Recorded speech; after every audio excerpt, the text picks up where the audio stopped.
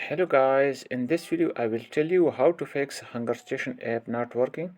So it is easy and simple, so please watch the full video. So let's get started. First of all, you should have to tap on Hungerstation app for some time and then tap on app info option. Once you tap on app info, then simply tap on storage usage here on the top, and here you will see two options. So tap on both the options, clear the cache and then clear the data, and now tap on OK.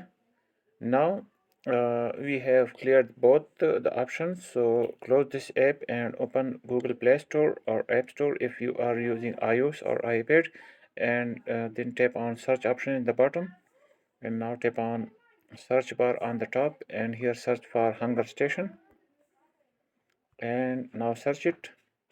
Now here you will see update button option, so simply tap on this to update this app to the latest version. So hope this video will help you. Thanks.